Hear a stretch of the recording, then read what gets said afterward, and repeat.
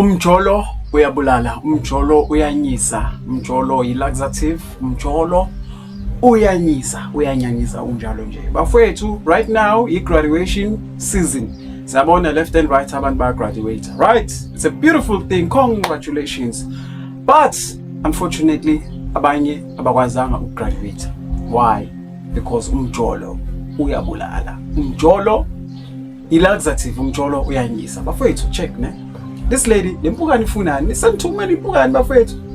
Yabona ke manje izinto ngomjolo, vele umjolo uyanyanyisa. That's why kuzovela iqhamuka impukane.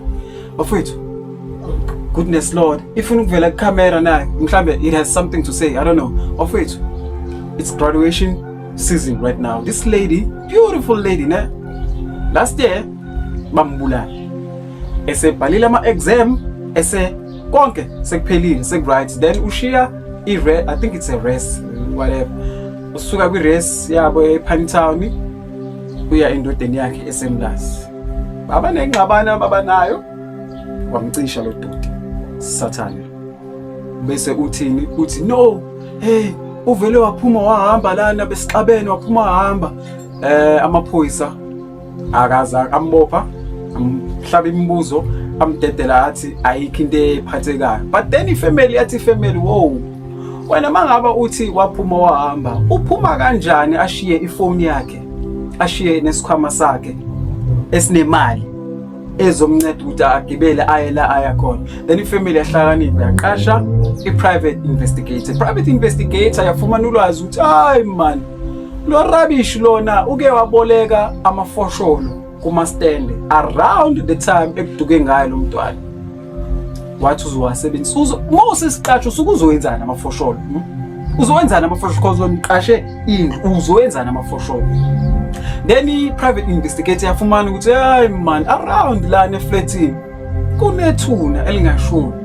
Then kwaba lapho kwabanjwa khona umzimba wakhe untombazana wafunyana ngomhla ka-20 December last year, yabo, just 5 days away ukuthi abantu badle ama-choice assorted namajeli nama-custard. Imagine i-trauma ababanayo ifamily yakhe, but it's fine. So now the lady bekumele ngabe uyagraduate, akagraduate, then ubuhlungu buqale phansi kule family because babona ukuthi damn man, bese like ebenza last year bese kumele ke ahambe ungena in the world of umsebenzi, bekumele ngaba xoxa indaba ukuthi uyosebenza. But now yabo nje amathembe bebe nawo kulo mntwana onke ashabalele through what? Umjolo. Umjolo wenzani? Umjolo uyabulala, umjolo uyanyisa, umjolo i-laxative. People, umbuzo wami wanamhlanje bafethu ngifuna ukwazi ukuthi nina enijulayo, nina I don't think I have experience yothando like genuine love because umuntu uyaba nama relationship, but it's a thing of hey, I have money, ufuna le mali, oh come uzodla imali yami, mayiphela imali go, yabo into kanjalo. Now ngifuna ukubuza nina ama relationships, nina enazothando ukuthi bafethu, how do you cross the bridge? Nisuka kanjani from I love this person, ngithanda nomuntu le, ngithanda bashayeleni izandla bayathandana, you love this person, to the other part where now you murder this person, you are kill, uyambulala lo muntu, like tell me share ama stories enu so that sifundisane sibone ukuthi mhlambe maybe singayi avoid. Because another thing, cela nje ucacisa one thing, angifuni senze lento ekuthiwa you don't need victim blaming. Singa blame untombazane ukuthi isizathu esenza ukuthi angagraduate ngoba wasuka race waya emlazi endodeni. Guys, kuse South Africa la i-crime yenzeka anywhere anytime. If niyakhumbula roads some years ago pre-COVID-19, umjida ebulala intombi yakhe, chopper into pieces, eyifaka kuze ku-trolley. Even this lady na bamenze kanjalo, I think bamfaka ku-trolley bag. Imagine no dot. But ngicela singenze lento ekuthiwa i-victim blaming. Ngifuna ukwazi bafethu, I know there are people asebeboshiwe babuye ejele babulala abantu ababethandana nabo.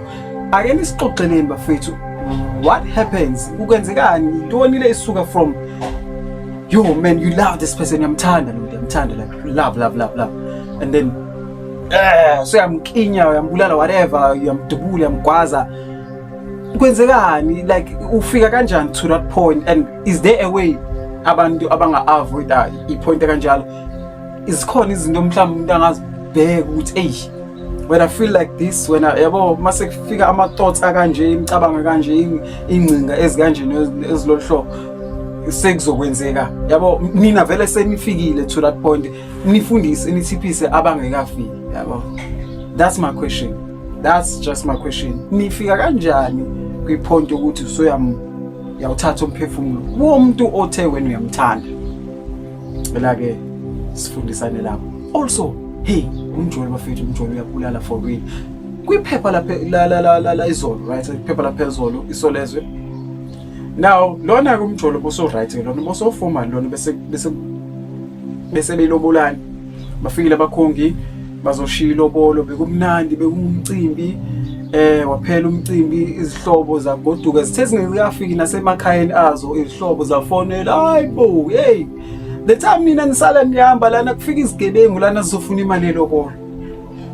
Lo obezolotyolwa, umfwabo walo obezolotyolwa, nguye lo sevela wafumana 2 bullets. Bamdubula like by 5 abantu by 5 uyi-1 lo muntu othi hayi asixoxeni musani bekani phansi isikhala, bambambile already, sebembambile like bamkinyile already. Then one of the 5 uvele uyafika uzomdubula from la lokhuza iganjo incekela ngesizulu, amdubula 2 bullets azophuma la, usolekele esibhedlela. But like yabo izinto ezizomjolo bafuna umjolo is something else bafethu.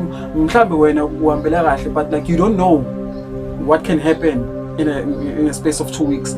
Not that ngifuna kwenzeke something bad in your thing, but like hey guys, asifundisane na, cela if bakhona aseke bathatha sebethathe imphefumulo yabantu ababethi babathanda, basixoxele ukuthi kwenzekani, kwenza enhlizweni nasengqondweni ukuthi uzofika to that point yokuthi you know what, fuck it, ngiyambulala lo.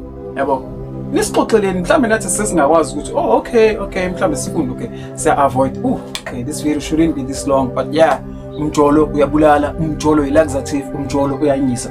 Bye.